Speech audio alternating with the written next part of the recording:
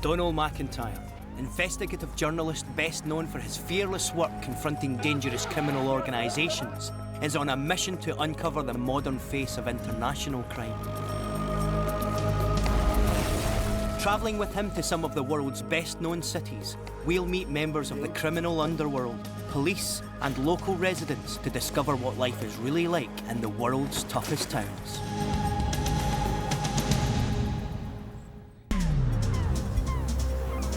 We're in Istanbul, a beautiful city with a dark secret. Faccio più Balakov with the barrel. Where billions of dollars of drug money is funding terrorism. There was just nothing there. You couldn't believe that anybody or anything could have survived. English, no problem, I can't see. Donald's in Istanbul to uncover the secrets of the heroin trade.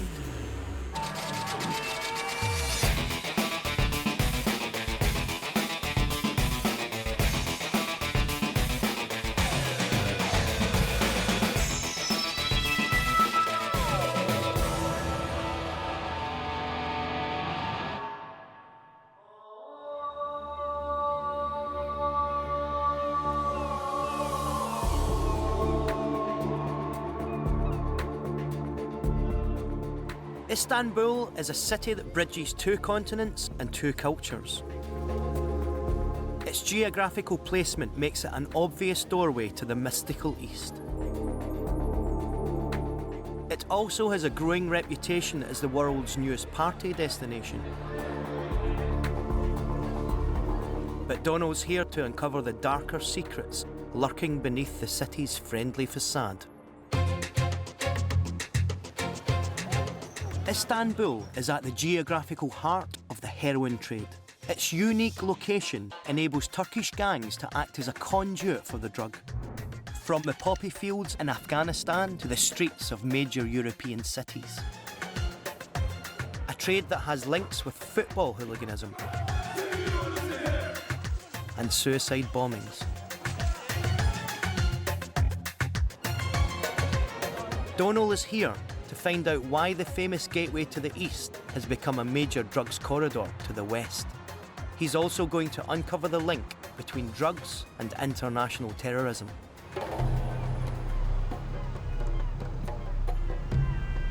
Istanbul is one of Turkey's largest cities, home to over 12 million people. East and west are separated by the Bosphorus, the strait that connects the Black Sea to the Sea of Marmara and literally splits the city in two. But it's not just the Bosphorus that splits Istanbul in two. There is an intense football rivalry in the city, and extreme groups on either side act as breeding grounds for Istanbul's criminal underworld. Donald is meeting with Okan Altıparmak, a renowned Turkish football historian and Istanbul resident. Okan's a passionate fan of Fenerbahce. At a recent Fenerbahce-Galatasaray game, Okan and his friend experienced firsthand the violent lengths some fans are prepared to go to in the name of their team. We came out of a match, he was a Fenerbahce fan. We were walking out and he was telling me how much he hates Galatasaray fans. And in front of us there were some young Fenerbahce fans walking. And one of them turns around and says, "Hey, I'm a Galatasaray fan." And the guy says, "Well, I'm not talking about you. I'm talking to my friends. Just turn around and leave." And then they got into a fight. We did not see a knife or anything. We pulled our friend. We went and we started drinking beers. 45 minutes later, a friend of ours came. And he goes, "Man, you're bleeding." As it turns out, the guy was stabbed 7 times. Knife crime is a problem in Istanbul, and this kind of attack is not uncommon. 80% of the Turkish public is living below the poverty line. Young people carry knives around because it's the easily available weapon, and people are so prone to violence in Istanbul. So let's say the low classes, they have a tendency to carry a lot of knives. The combination of knife crime, organised violence and poverty lead Donald to suspect that there might be more to hooliganism than just passion for a football team. Following his instincts, Donald meets with Gareth Jenkins, a journalist who's lived in Istanbul for 20 years. He's written about Istanbul's football hooligans and has an insight into how they operate. In Turkey, for the groups, really it's their whole life. They start off when they're very young. When they get into their early teens, they are allowed to effectively run with the group. Once they've proved themselves, and proving themselves means not just able to fight, being able to respond to orders, being able to apply tactics, then they're given a knife. In order to become a fully paid-up member of the group, they have to perform what's called a bursa, which involves plunging a knife, the blade of which is about 30 centimeters long, into the buttocks of a member of the opposing group. They plunge in the knife and twist it and then pull out the knife. When they've done that, then they become a fully paid-up member. This is more than just fighting for the honour of your team. Based on an established hierarchy, these groups are a proving ground for those who are willing to kill. When honour is involved, there are two ways that they execute a member of an opposing group. Is a knife straight through the heart or into the back and slashing across the back to destroy the liver. All of the hardcore groups in Turkey are associated with the Turkish underworld. In many cases, or in nearly all cases, their day job really is working for the members of the Turkish mafia, collecting protection money, fencing stolen goods. Some of them are doing a little bit involved in the narcotics trade. It's part of the whole structure of the way organised crime works. When people are no longer young enough and strong enough to be a football hooliganism, they can kind of move up the chain of command and get into other forms of organised crime.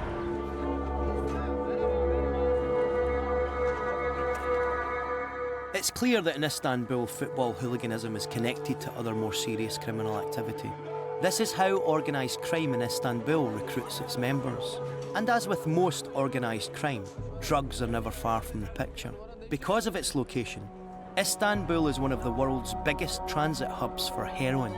The drugs that pass through the city have arrived fresh from the mountains of Afghanistan. But drugs aren't the only thing passing through Istanbul.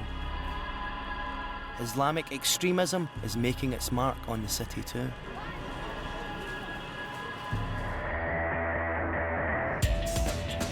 Coming up, we see how heroin gangs and terrorists are bringing their battles to the streets of Istanbul. If a blue light would have flashed behind us, that was it. They were getting shot. Bazookas, Kalashnikovs, the lot.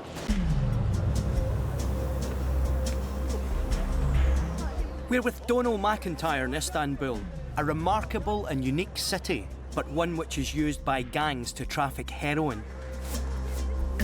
But these gangs don't just control the cross-border heroin trade. They are also involved in supplying the estimated 4 million drug users across Turkey.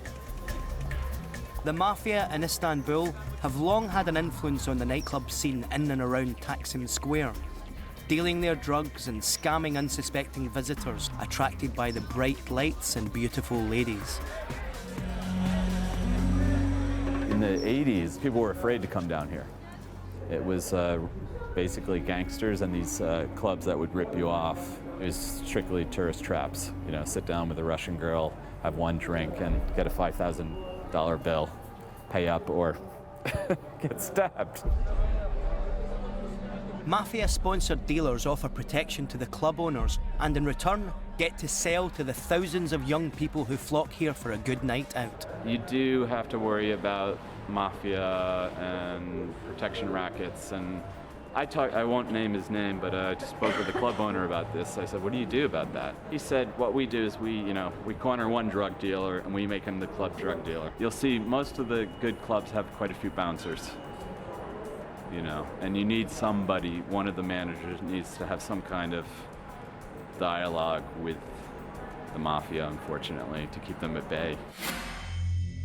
Like many of Europe's major cities, organised crime has made itself a home here. Away from the popular tourist destinations, some of Istanbul's outer suburbs are definitely not for the faint-hearted. 2/3 of Istanbul actually live in shantytown areas. There are some very, very dangerous neighborhoods. They are not in the guidebooks, they're not in the paper. are two places which are called Dolapdere and Tarlabaşı. There's lots of drug dealing going on in Dolapdere and Tarlabaşı area. Also, there are gangs of petty crimes like theft, pickpocketing, and they live as families in that neighborhood. It can be dangerous. I've never been there myself in the evening. Actually, personally, I've been there only twice. And I'm not going to say I was shivering, I was so scared, but you could see that there's threat. It's a very dangerous part of the town.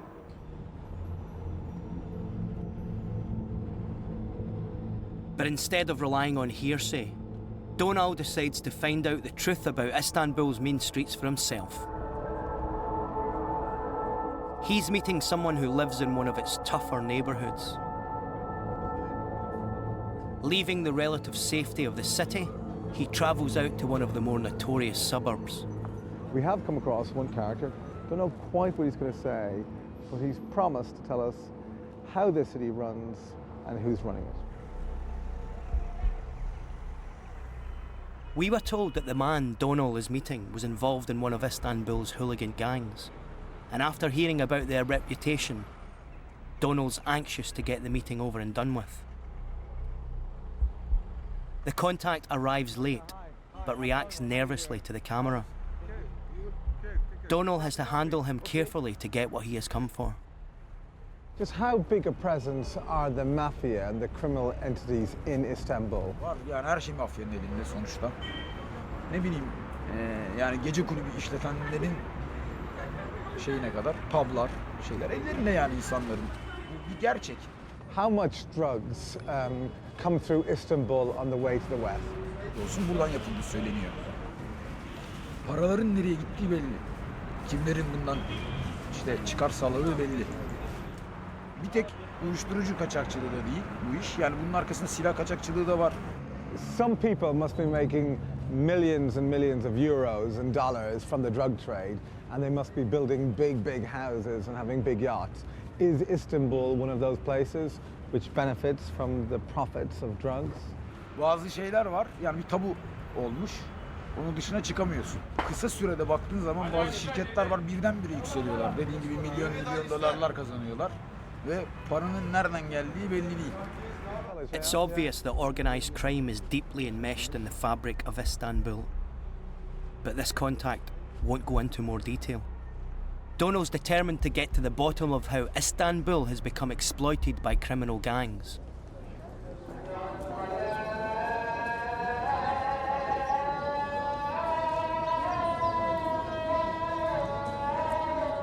Well, the ancient call to prayer has been heard on these streets for centuries. These streets have also been part of the great ancient Silk Route, a route that transported spices and textiles from the Far East and the Orient on the way to the West. Now, the route's the same, but the goods are very different. International terrorism and drugs. Istanbul is the only city in the world to lie across two continents. Formerly known as Constantinople, it was the capital of the Ottoman Empire, an empire that ruled over much of the Middle East, North Africa, and Eastern Europe. It was one of the major trading posts along the Silk Road, the old trading route from the Far East to Europe.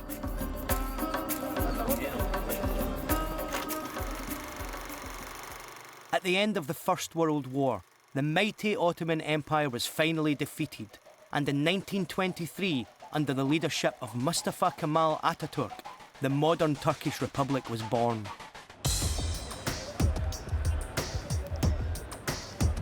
The new republic bridged the continents of Europe and Asia, having Greece and Bulgaria to the west and Iran and Iraq to the east. Its mountainous eastern borders are very hard to police, which makes the area very popular with drug smugglers. What is the history of Istanbul's involvement in the drug trade? Up until the 1990s, most of the opium used to be brought in and then refined in the shanty towns around Istanbul. And then they would, for example, most of it was being trucked, a lot of it still is being trucked into Europe. Most of the heroin coming through Turkey starts off somewhere like Afghanistan. Afghanistan produces most of the world's opium.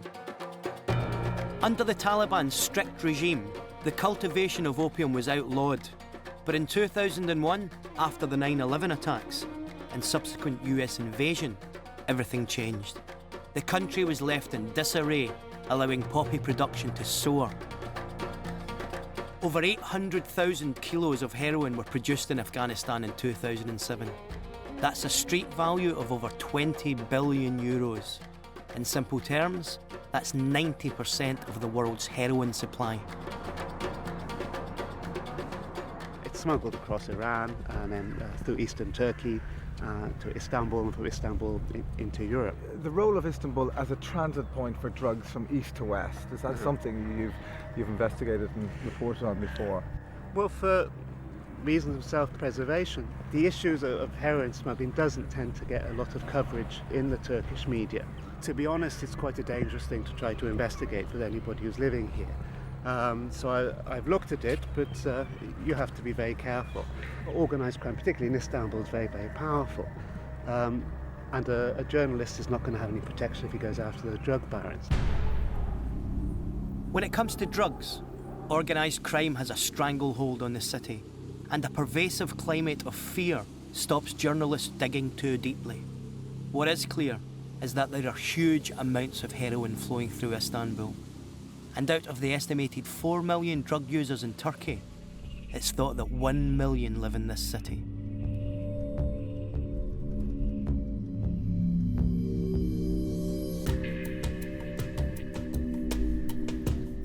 We're on our way to meet an unnamed contact who's asked not to be identified, but he's going to give us a real insight into the drug trade in this city and in this country. That's what we've been promised. We just have to wait and hear what he's got to say.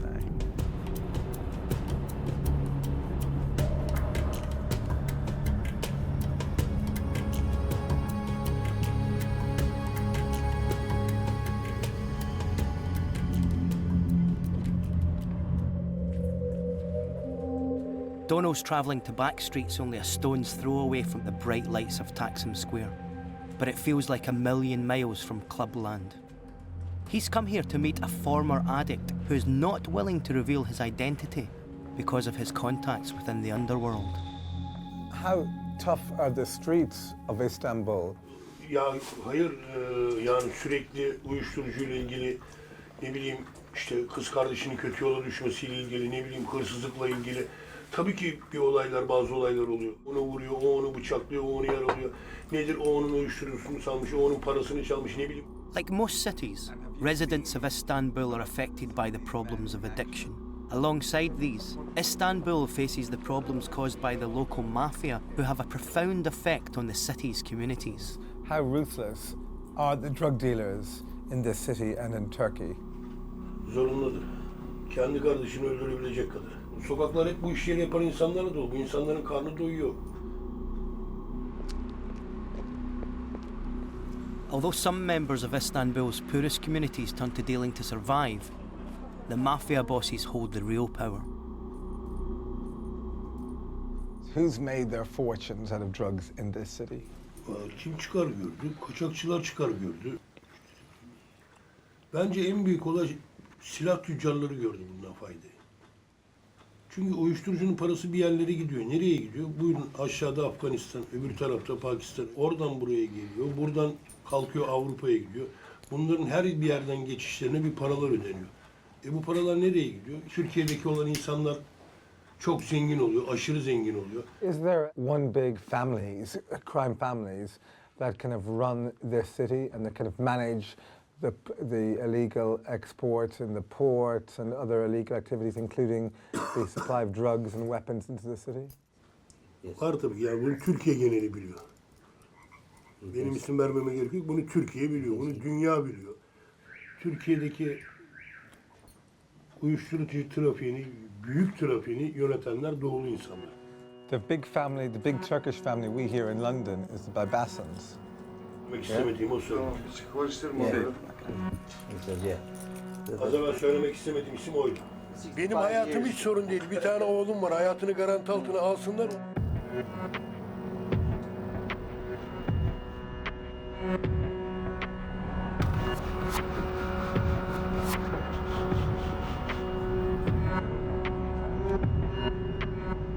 The one name, which is unmentioned name, which came out of a family who were perhaps the biggest drug family in this city and in this country, and therefore one of the biggest drug families in the world, the whole world of drug dealing and drug export, and the name is Babassin.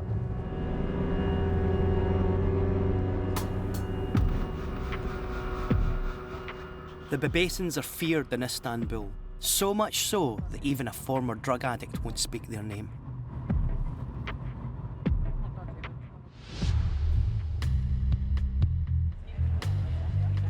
The Babasins come from Lis, a small town in southeastern Turkey, an area notorious for its connection to drug trafficking.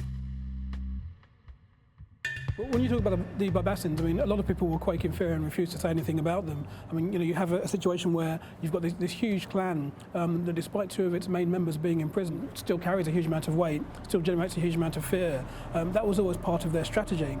And they've always used fear as a way of actually getting what they want and ensuring the loyalty of the people closest around them. The Babasins' drug network has been dubbed the Turkish Connection. Members of the family in Europe and others in Istanbul work together to transport the heroin from eastern Turkey to the rest of the world. This structure has allowed the heroin shipments to be transported on a much larger scale, as every step of the way is overseen by trusted members of the gang.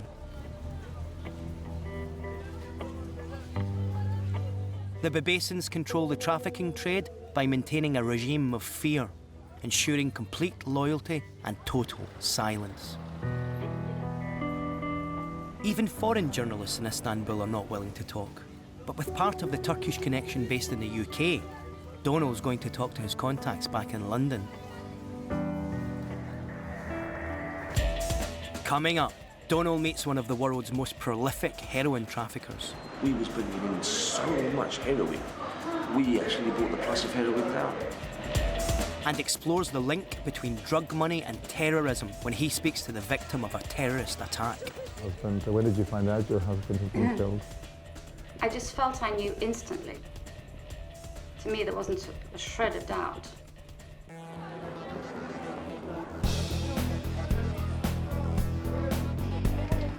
We're with Donal MacIntyre in Istanbul, an enchanting and exciting city, but also a major player in global heroin distribution, and by association, a constant target for terrorist groups. Donal has hit a wall of silence, so he's flying to the UK for 24 hours to find someone who can tell him about the drug trade in Istanbul, the things that no one dares to reveal in the city itself.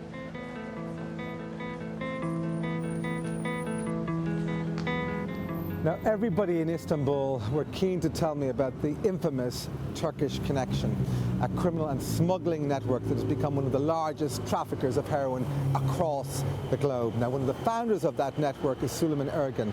Now, he's now based in London, and he's agreed to tell me all about it. Now, for his protection and for our welfare, we've agreed to meet him in a very public place.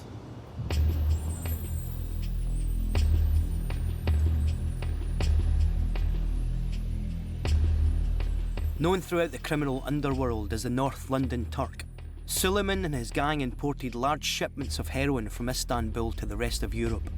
The gang operated from the late 80s until their eventual arrest in the early 90s. The gang were sentenced to a total of 110 years in jail. Suleiman received 14 years for his involvement. When I got arrested, my chest was full of red dots. There were snipers on top of the Enfield Town Library. And were they right to mark you as a very dangerous man at the time? Because they knew I always carried a gun. They knew I always carried a gun. They knew. Have you used that gun in anger? Yeah. Someone tried to rob me, they used it. I'm not going to say where and when or whatever, but I took his bollock off. Yeah, with the Beretta. In their time, Suleiman and his gang smuggled thousands of kilos of heroin from Istanbul into Europe. With so much at stake, they were prepared to go to any lengths to distribute the drug. So you were a notorious figure. Yeah. And you're regarded as one of the architects of the huge heroin connection, Turkish connection. Yeah, well, I was in charge of the whole of the distribution of heroin and the collection of the proceeds in England. From Afghanistan to London, to Liverpool, to Manchester, to Scotland. Via Istanbul? Yeah, via Istanbul. Did you escort it across Europe, across town, across London? Yeah, I had a couple of cars with armed men in there. And if you'd been stopped? Or? It was going to be a mad shootout. Bazookas, Kalashnikovs, the lot. No questions asked, because they were getting paid to do what they were supposed to do. If a blue light would have flashed behind us, that was it. They were getting shot. The Turkish connection was such a big operation, and with so much money behind it, that Suleiman claims they were able to bribe officials at will.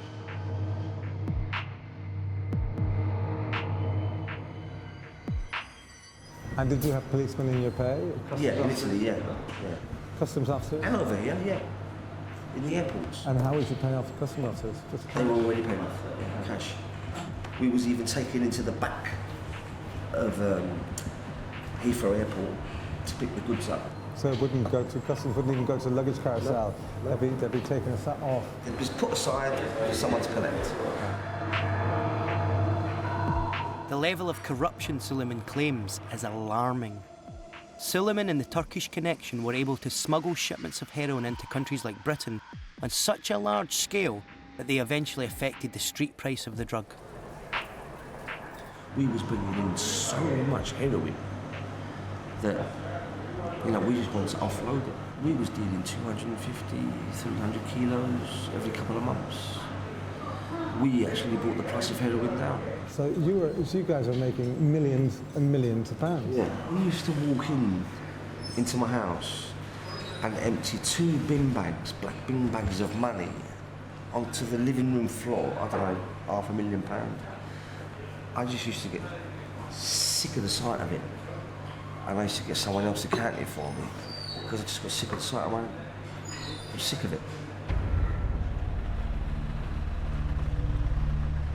In the drug business, it's possible to make a lot of money very quickly, but it's just as easy to lose it all. After his arrest, and with the prospect of 14 years behind bars, Suleiman turned to the very drugs he was supplying. And with Suleiman out of the way, a huge gap in the market opened up for the Babasins to move in. And the Babasins, for example, big Turkish family, big connections, things like this, I know them, yeah. And they were heavily involved in the trade here. It was us that started Baybashin off with 11 kilos. You created the Babashin Empire? Yeah. Baybashin came to us and said, I've got 11 kilos, can you sort that out for me? We took it from Turkey to Italy.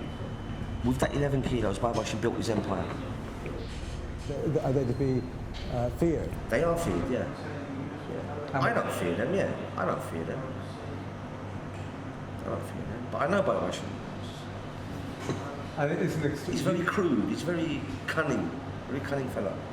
Sly, couldn't be trusted. The Babasin Empire now has connections with some far darker organisations in Turkey. Well, they're involved in the PKK. Guns and PKK. Now, the PKK have got control of heroin as well. Baybashin he couldn't go to Turkey for 4 years because he was in hiding in Iran and Iraq because he was supplying guns to the PKK.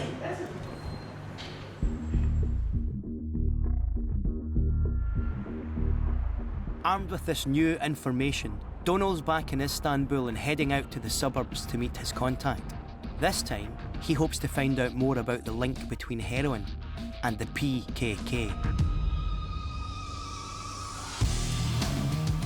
The PKK, or the Kurdistan Workers' Party, are one of Turkey's most feared terrorist groups.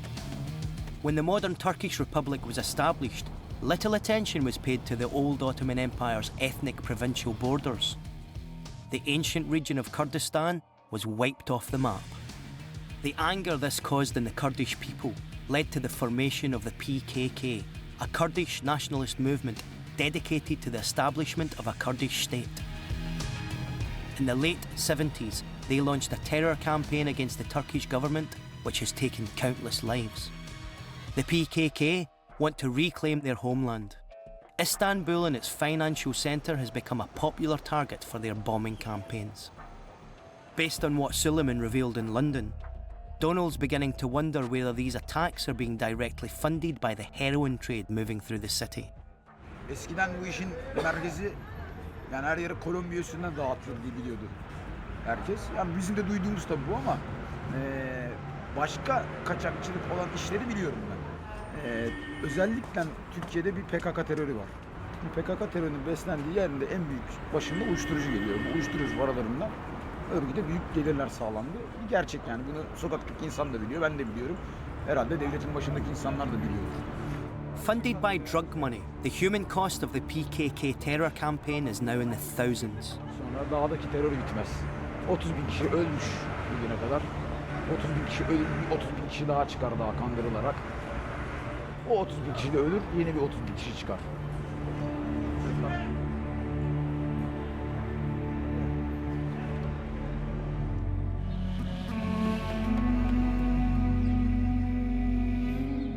The heroin flowing through Istanbul is ultimately to blame for these deaths. But with the drugs starting their journey in Afghanistan, there must be other terrorists cashing in.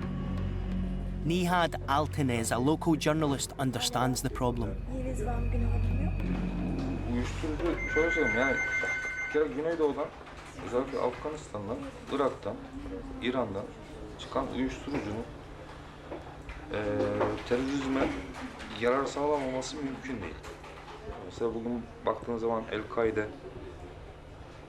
PKK, yanı sıra Orta Doğu'da işte çeşitli eylemlerin içerisinde olan örgütlerin tamamının kontrolünde zaten uyuşturucu veya insan kaçakçılığı, sadece uyuşturucu olarak bakmamak gerekiyor.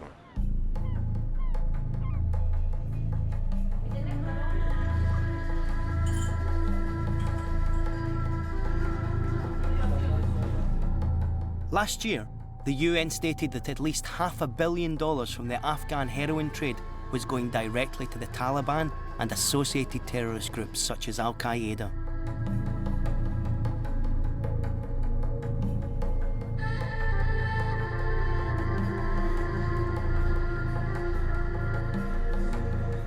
These extremist groups are using it to bankroll terror campaigns against the West.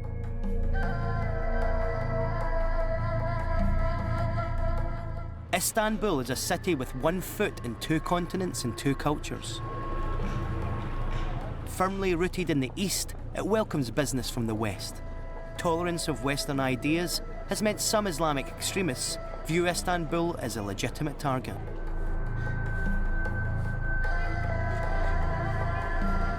International terrorism looms large over the city as it does over pretty much every major tourist destination. But there are additional dangers inherent in living here. In recent years, Al-Qaeda attacks on Western embassies in Istanbul have become an unwelcome reality. In July 2008, the US consulate was attacked, killing 3 policemen. And before that, Istanbul was struck by the biggest terrorist attack in its history. On November 20th, 2003, 2 suicide truck bombs hit the HSBC headquarters and the British consulate in a simultaneous attack. English, no problem, okay. I can't see. 27 were killed and 400 wounded. Many of the dead were local Turks and not Westerners as planned. Al-Qaeda claimed responsibility, and since then, several people have been convicted for their involvement. Donald wants to hear about the human cost of this terrorist attack. He's going to talk to Victoria Short, the widow of the British Consul General Roger Short, killed by the bomb in 2003. Still a resident of Istanbul, this is the first television interview she has given since the day her husband was killed. I was at the consulate working in the garden, as I tended to do. At about 11 o'clock in the morning, we usually have coffee. So I said to the gardener, I'll go out and buy the milk.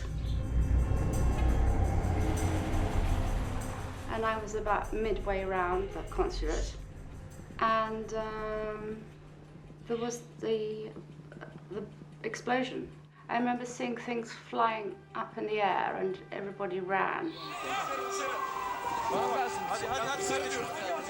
2 trucks loaded with explosives, had driven to the console compound and detonated.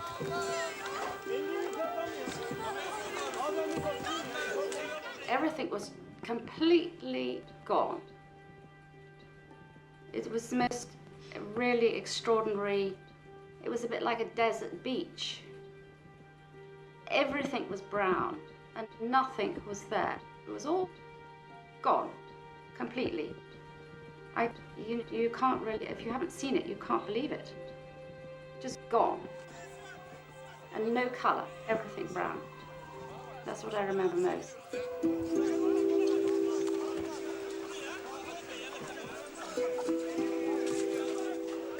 With all this devastation around her, Victoria immediately knew the fate of her husband. And when did you find out your husband had been killed? Well, I just felt I knew instantly. There was just nothing there. You couldn't believe that anybody could, or anything could have survived.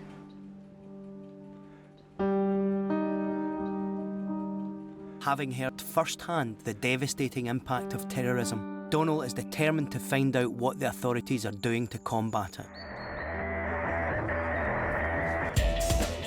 Coming up, Donal meets the head of the Turkish Narcotics Bureau. Geçen sene itibariyle 800-850 ton civarı olabileceğinden bahsedildi. Donal MacIntyre's in Istanbul, a city trapped between the Afghan heroin trade and international terrorist networks funded by the drugs. Hundreds of millions of euros worth of the drugs are smuggled from the east, passing through this city and onto the streets of Western Europe. Donal has got up close and personal with the mafia organisations running the heroin business in Istanbul. He's heard from the people affected by the trade, from the drug addicts who use it, to the victims of terrorist attacks on the city. But what is being done to halt this industry? And what hope does the city have for the future?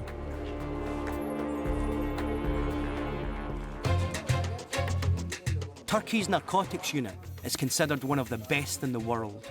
They train drug enforcement police from around the globe. Oguz Adin runs the department. He's proud of their successful seizures, but knows that these are just a drop in the ocean. Geçen sene itibariyle 800-850 ton civarı olabileceğinden bahsedildi. Bu aslında çok ciddi bir yakalama olarak gözükmekle birlikte, bir başarı olarak addedilmekle birlikte biz bunun yeterli olduğuna inanmıyoruz. Biz üretimin hemen hemen %10'u kadarını yakalamış görünüyoruz. With only 10% of heroin being seized, the war against drugs and organised crime is far from over.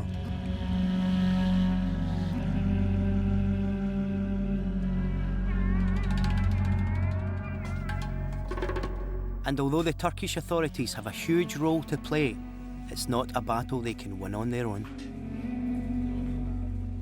Uyuşturucu konusu tabii sadece ülkemizi ilgilenen bir problem, sorun değil.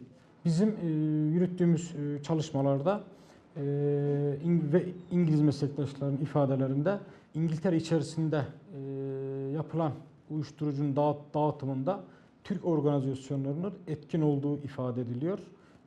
Zaten biz de bu anlamda, bu kapsamda çalışmalar yürütüyoruz. Asıl amacımız olan insanların zehirlenmesine.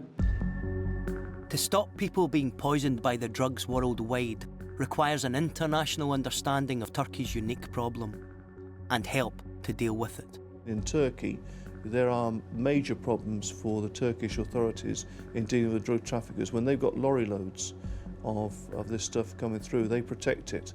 They protect it with a lot of firepower. They've lost a lot of their brave officers and soldiers from being able to stop this stuff coming through. So for people in parts of the world, it can produce a very, very significant security threat. Despite the hard work of international law enforcement, there are still large shipments of heroin being exported. With huge amounts of cash and a no-holds-barred mentality, it's still the drug lords who are calling the shots. The problem with the drug business, as far as law enforcement is concerned, is that the drug traffickers have far fewer rules to follow than the law enforcement authorities do, and they have far more money to spend. All that customs and the police can ever do is play a game of catch-up. You know, they're always constantly one step behind. Every time they find out something new or find a new way to block the gangs will move on and try something else.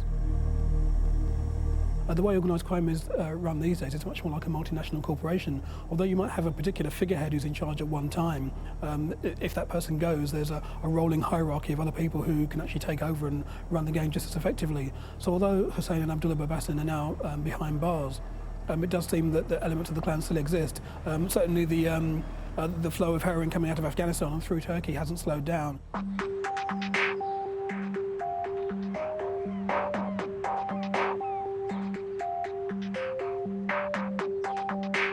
We came to Istanbul with Donald MacIntyre to investigate the heroin trade from Turkey into mainland Europe.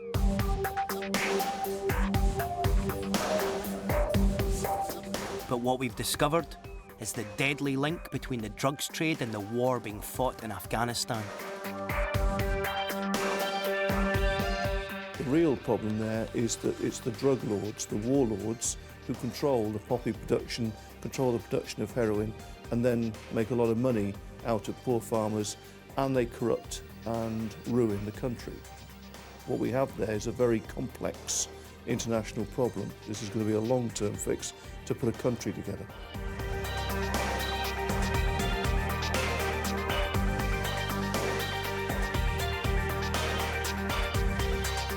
It's clear that this problem goes beyond poppy production. The heroin trade is entangled in a war in Afghanistan, a nationalist struggle in Kurdistan, as well as a fundamental clash between the societies of East and West. The relationship between drugs and terrorism is a terrifying modern-day reality, and so far there is no solution in sight. Istanbul has heroin coursing through its veins, and as long as the West's appetite for drugs continues to soar, then this mystical city will suffer the consequences.